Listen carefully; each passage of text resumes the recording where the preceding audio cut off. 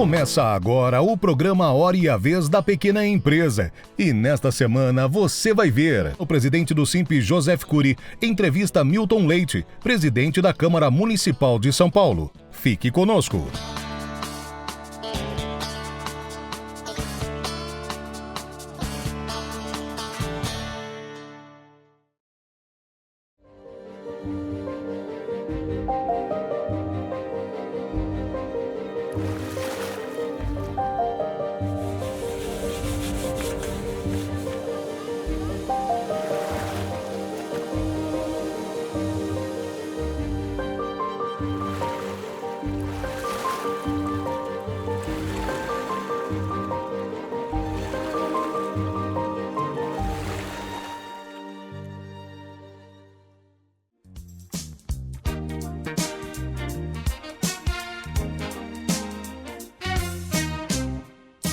O economista Otto Nogami traz as últimas atualizações sobre o Produto Interno Bruto, termômetro da economia brasileira. Acompanhe. E o nível de atividade econômica do Brasil no ano de 2022, que é representado pelo Produto Interno Bruto, ou seja, pelo PIB, ele cresceu 2,9%. Esse número veio bem dentro daquilo que o mercado esperava. A análise desse indicador, entretanto, mostra algumas questões muito importantes. Quando a gente observa o comportamento do PIB sobre a ótica da produção, nós observamos que os dois setores que mais contribuíram para esse crescimento foi o setor agropecuário e o setor de serviços. O agropecuário, principalmente em função dessas sucessivas batidas de recorde na produção, principalmente de grãos. No que diz respeito ao setor serviços, que vem se recuperando nesse período do pós-pandemia, ele mostra claramente que, principalmente no setor de lazer, a atividade recuperou muito além daquilo que acontecia antes da própria pandemia. Entretanto, o dado preocupante diz respeito à indústria. A indústria, como já foi dito por várias vezes, desde 2014 ele vem sucessivamente apresentando quedas. Essa queda no nível de atividade produtiva do país é preocupante. Por quê? Porque ela deixa de gerar empregos, à medida que deixa de gerar empregos, é menos renda sendo gerada, consequentemente menos consumo, o que acaba impactando sobre a atividade econômica. Quando nós observamos o comportamento do PIB sobre a ótica da demanda, nós percebemos que o item consumo das famílias, é o mais representativo de todos, com peso de 64% sobre o PIB. Temos o governo com 18%. Todos os estímulos adotados pelo governo nos últimos anos, notadamente no que diz respeito à criação de uma renda adicional, ou seja, uma renda fiscal, vinda, por exemplo, da liberação dos recursos do Fundo de Garantia, do PIS/PASEP. Então, tudo isso acaba contribuindo para que o nível de consumo das famílias aumentasse. E, junto a isso, nós temos também as medidas fiscais no que diz respeito ao aspecto tributário, em que o governo reduziu as alíquotas principalmente dos combustíveis, da energia elétrica e telecomunicações, fazendo com que o nível de consumo desses itens mantivesse num patamar alto. Então, podemos dizer que essa performance de 2,9% de crescimento do PIB se deve fundamentalmente à manutenção, mesmo que artificial, por parte do governo no que diz respeito ao consumo das famílias. Entretanto, lógico, com essa mudança de governo, toda a política fiscal tende a se modificar, inclusive com o realinhamento dos preços à nova realidade. Então, isso fará com que haja naturalmente um esfriamento na atividade econômica que poderá impactar no PIB deste ano de 2023, tanto é que a previsão ela está hoje em torno de 0,8%. Por que isso? Simplesmente pelo fato de nós termos problemas nas condições estruturais do país. Então, além da política fiscal, além da política monetária adequada para a retomada do processo de crescimento, é importante salientar que o governo deve necessariamente começar a prestar atenção no que diz respeito à infraestrutura do país. Infraestrutura essa extremamente importante para que os investimentos no setor produtivo sejam retomados.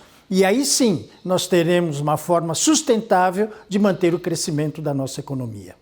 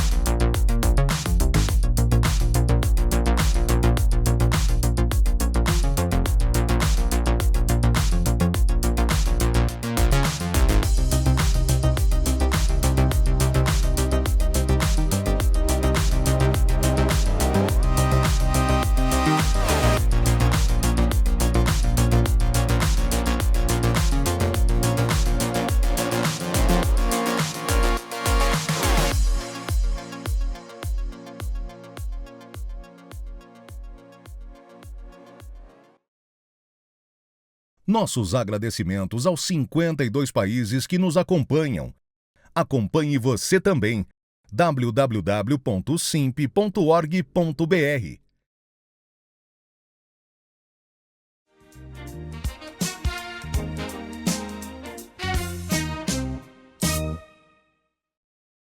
Como anda a política externa brasileira? Será que voltamos a ser protagonistas? Acompanhe a análise do professor de Direito da USP, Paulo Borba Casella. O Brasil volta a ser um interlocutor válido em matéria de meio ambiente, o que temos um peso muito grande no contexto do mundo e que não pode ser negligenciado. O Brasil precisa participar das discussões sobre proteção dos povos originários, os povos indígenas. É preciso que tenhamos consciência do peso do Brasil na negociação, propondo energias limpas, onde nós temos uma matriz que nos favorece, e níveis de energia limpa maiores do que outros países. E é importante nós termos consciência de que a política externa afeta a todos nós. Não é só por tratar do exterior que deixa de repercutir. Isso se reflete na economia e na vida das pessoas, também aqui dentro do Brasil. E um Brasil engajado nos debates, nas questões centrais do mundo, é um Brasil que pode proporcionar mais paz e mais tranquilidade. Clube Simp Vantagens. Um presente para você que utilizou ou utiliza algum serviço do Simp. Economize seu dinheiro em mais de 300 estabelecimentos com descontos de até 60%, serviços gratuitos e sorteios para você.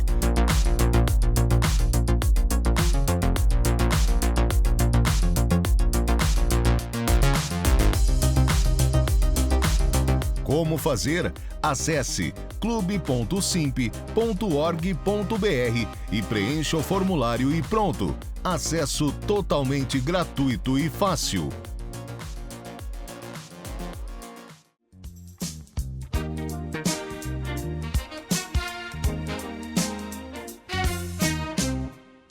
De empresas a startups, o ESG fez a responsabilidade ambiental, social e de governança se tornar prioridade. Acompanhe as importantes observações do advogado e mestre em Direito pela Harvard, Emanuel Pessoa. A implantação do ESG nas empresas depende sempre, obviamente, de um planejamento estratégico, para que a empresa entenda o que ela quer. Algumas empresas vão focar particularmente no meio ambiente, outras empresas vão focar particularmente em aspectos sociais. Mas a maioria das empresas deveria, sem nenhuma dúvida, além de aplicar recursos nas questões ambientais e questões sociais, investir na sua governança corporativa. É porque a governança corporativa ela garante que a empresa é melhor administrada. E toda empresa que seja melhor administrada, ela vai ter melhores resultados. Assim, uma empresa com resultados mais eficientes, mais lucrativos, uma empresa que faça mais com menos, terá mais recursos para aportar tanto em questões ambientais quanto em questões sociais. Os profissionais de ESG são aqueles responsáveis, sejam por elaborar, implantar ou executar políticas relacionadas ao meio ambiente, questões sociais e à governança corporativa. Não é possível dizer de forma geral o que um desses profissionais faz, porque vai depender muito daquilo em que ele atua. Por exemplo, existem advogados que são especializados em governança corporativa. Eles vão ajudar, por exemplo, a fazer acordos de sócio, documentos societários, vão ajudar a elaborar pacotes de compensação executiva, entre outros aspectos. Por sua vez, existem técnicos ambientais, que eles vão ajudar uma empresa a reduzir ou neutralizar os seus impactos no meio ambiente a partir das suas atividades. Existem também pessoas que atuam, por exemplo, no desenvolvimento de políticas sociais, que vão ajudar a verificar como uma empresa pode investir de forma a reduzir desigualdades sociais, discriminação de gênero, discriminação de natureza sexual e por aí vai. Então, é uma gama muito ampla de profissionais, mas de forma geral foi aquilo que dissemos no começo da resposta. Ajudam a desenvolver, implantar e executar políticas ambientais, sociais e de governança corporativa.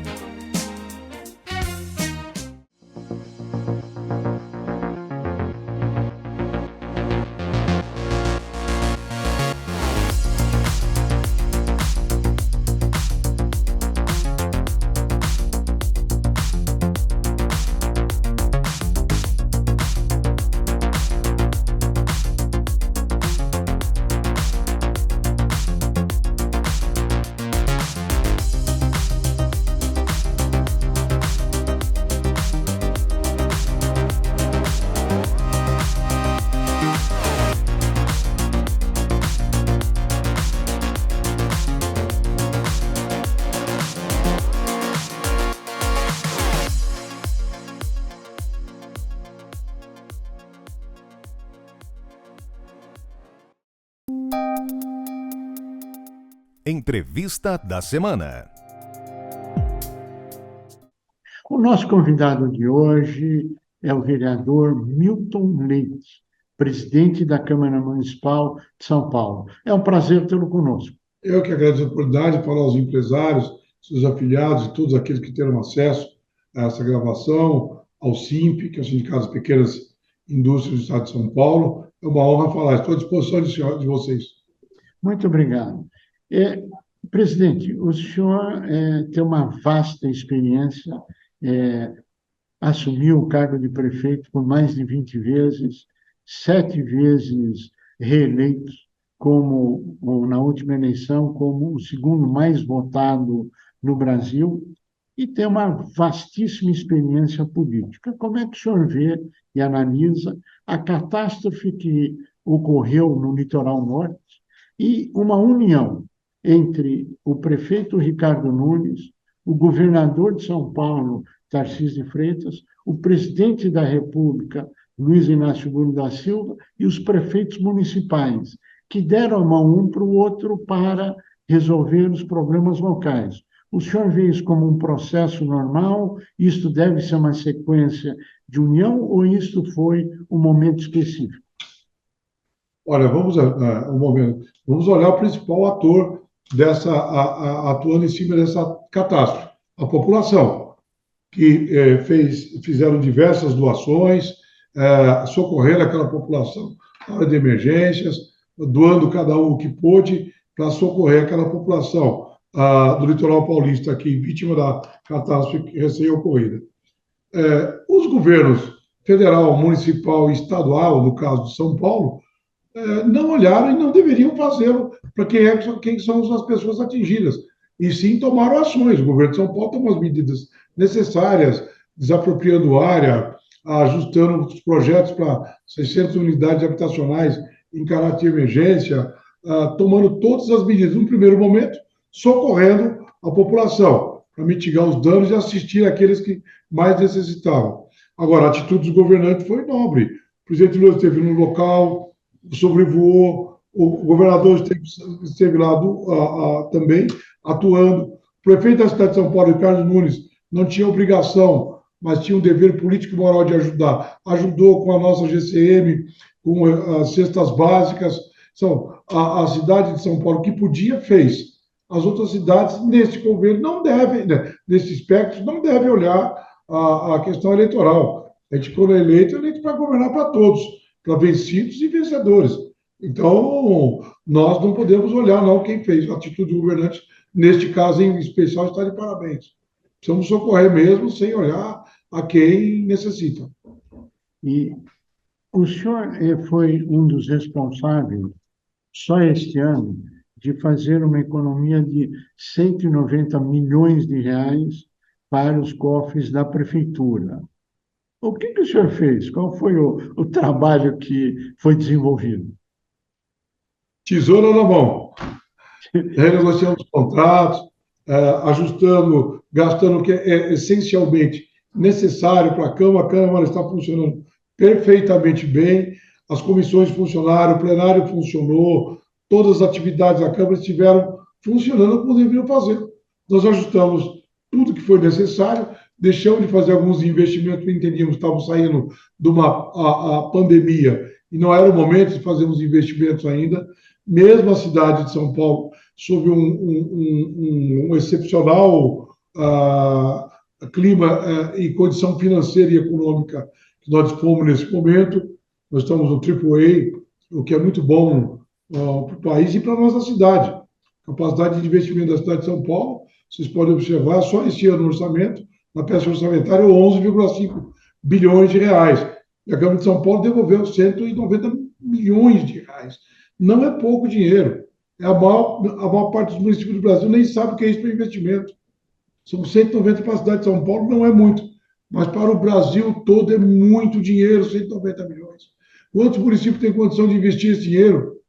Hoje não temos, é raro o município que pode investir um valor desse, que a Câmara deixou de gastar nesse ano de 2022, e devolvido ao prefeito, que fará o uso nas áreas em que ele entenda que seja mais necessário, que mais demandam. mesmo a prefeitura estando sob uma economia muito saudável. Mas me parece que a economia não parou nos 190 milhões. Ela hoje chega a mais de 646 milhões que foram devolvidos. É isso mesmo? 646 dos outros anos, a somatória dos nossos Sim. últimos anos remontam aos 646 milhões, quase um orçamento da Câmara. É muito recurso que nós fizemos ano a ano, nós temos engendrado esforços no sentido de que devamos cortar ou gastar menos e gastar com qualidade. Não vai gastar, certo, gastar com qualidade. O bom gasto público é isso. O bom gestor gastar com qualidade e não permitir que nenhum serviço da Câmara falte. Não faltou nada, os vereadores tiveram todas as condições, tudo funcionou perfeitamente. Muito bem, a população foi recebida, aqueles que estiveram lá, batemos recordes de audiências públicas, virtual, presencial, no ano de 22. Então, nós fomos muito bem, e iniciamos já 23, mas com a mesma pegada, com a mesma disposição de economizar, de assistir a população e manter a Câmara, que é a casa do povo, de porta aberta. Isso é importante demais para a população. É o local onde se dá o grande debate da cidade cotidiana, do nosso cotidiano. Agora, me parece que existe também um trabalho que foi desenvolvido e está sendo desenvolvido em prol da transparência das ações da prefeitura. E todo mundo, quando fala em transparência, diz que aumenta as reclamações, etc., interferência. Como é que o senhor vê isso e como é que isso está acontecendo na Prefeitura de São Paulo? Transparência sempre. O prefeito Ricardo tem um compromisso com a transparência, ele sabe do compromisso, nós, a Câmara, também temos. Fomos premiados pelo Congresso Nacional com as principais honrarias no que tange, por nós darmos transparência em todo o nosso processo de gestão pública dos nossos recursos. Nós fomos, a Câmara Municipal de São Paulo foi premiada. Então, e o Ricardo Nunes também, nosso prefeito, tem feito um bom trabalho, tem sim dito que é transparência total em todos os processos. Veja que agora nós temos dia 1º de abril está chegando, 20 dias, 17 dias nos tiram de um novo marco regulatório das administrações públicas, que é a nova lei de licitações, que entra em vigor a partir do dia 1º. Ela dá uma mudada um pouco significativa, com alguma relevância, para o administrador, ter mais maleabilidade, mais mobilidade, no sentido de conduzir as coisas de interesse público. E com transparência. Pode chamar todo o processo, será virtual, todos nós estamos correndo atrás disso, buscando a melhor qualidade para que sobre o quê? Dinheiro para o contribuinte, para as empresas, para os empresários, para todos, para a sociedade como um todo. E isso é importante. Então, a transparência não atrapalha em nada, ela só nos ajuda. Nós temos que trabalhar por mais, sempre mais, sempre mais. Inclusive, o prefeito Ricardo Nunes nos honrou participando de alguns programas nossos, exatamente nessa linha. Aqui nós estamos vendo a união entre a Câmara Municipal e a Prefeitura, o que é muito bom. Quais seriam os principais desafios que o senhor vê na sua gestão como presidente da Câmara Municipal de São Paulo neste ano de 2023? No momento, nós estamos aguardando o Executivo nos entregar no dia 20, que é a regulação urbanística da cidade de São Paulo, por 2 projetos. Um que trata do macro das discussões, que é o Plano Diretor Estratégico da cidade de São Paulo. Ele estará regendo uma revisão do plano, mas quando nós revisamos o plano, nós, por exemplo, estamos tratando de um ponto, que é a questão da vaga por apartamento. Ou quantas vagas de estacionamento por apartamento. Apartamento não tem nenhum e não se cobra por isso. Agora, se nós tivermos 1, 2 vagas, que é uma tradição do brasileiro, julgo importante, devemos estar debatendo no plano diretor. As mudanças urbanísticas todas no plano diretor. E, em seguida, a lei de uso, que é a regulamentação em cada distrito do problema local. Se vamos sair de uma zona de interesse social, para uma zona mista, que tem comércio. Se vamos sair de uma ZER, que é uma zona essencialmente residencial, para uma ZM, para uma zona mista, tratamos todos os problemas. Tratamos as bacias de proteção ao manancial, nós temos que cuidar muito, cuidar das nossas EPAs, tudo será debatido no plano diretor. E o plano diretor é aquele instrumento que mexe com a construção, regulação urbanística, ocupação, enfim, ele mexe com a vida da cidade. É o projeto mais importante do mandato. Então, nós estaremos nesse debate a partir do dia 20. Em paralelo a esse tema, estaremos discutindo que é o complemento, que é a lei de uso e ocupação de solo, que também o Executivo deve nos enviar, e nossa pretensão é que votemos até 30 de junho, dando à cidade a tranquilidade necessária. Os órgãos precisam saber, as pessoas precisam saber o que podem fazer, de que forma, em quais regiões. Não pode ficar, nós não devemos colocar a população numa situação de dificuldade, como estamos hoje. Então, estamos hoje com bastante clareza de que a população, a sociedade demanda. Podemos dar benefício, no caso dos apartamentos pequenos sem a garagem? Podemos, mas nem tanto que dá ao ponto da isenção. Nós estamos isentando todos. Isso virou uma febre na cidade. Tem apartamento de 18 metros quadrados. Me dá gastrofobia só de pensar. Mas, de qualquer maneira, está aí. Pior que vende muito. Pior que vende muito, 18 metros quadrados. Então, esse projeto é muito importante na cidade. Vamos tratar da multa para aqueles que sujam bueiro. Vamos tratar de uma série de problemas que nós temos. Ainda temos que votar o Pio Pinheiros, o Pio Leopoldina, nós temos o Pio Tamanduateí, que devemos votar também este ano, caso nós conseguimos chegar em um determinado acordo político para isso. Mas também está sobre a mesa. Tem uma pauta extensa, um trabalho, no mínimo, desafiador pela frente. Desejo sucesso e pleno êxito nessa empreitada, mas eu queria dizer que, infelizmente, nós chegamos ao final do nosso tempo e eu pediria as suas considerações finais. Mas já? Já, o tempo voa, o tempo voa. Para agradecer ao sindicato, ao SIMP, a você, Cury, ao programa Olha a Vez da Pequena Empresa, porque as pequenas empresas devam participar, aí a minha recomendação, participar das audiências públicas, nos procurem para tratar do plano diretor, que as pequenas empresas têm sim problema de licenciamento, isso tudo será debatido no plano diretor, as anistias que nós devemos promover a partir do plano diretor. Então, é importante a participação de todo o setor empresarial, que participe e dê as suas sugestões juntos nas audiências que vamos promover na Câmara Municipal de São Paulo. É a oportunidade que a sociedade pode e deve falar com a Câmara, para que a Câmara, ouvindo a sociedade, legisle, faça as suas leis. Eu queria agradecer muito a sua participação, dizer que o SIMP irá, sim, aceitar esse honroso convite, essa oportunidade de participar desse debate, apresentando sugestões, e agradecer mais uma vez o conhecimento acumulado e a transmissão. E temos que encerrar, infelizmente, agradecendo pelo seu tempo. E a você que esteve conosco, o nosso mais profundo agradecimento, com a certeza que estaremos juntos na semana que vem. Até lá!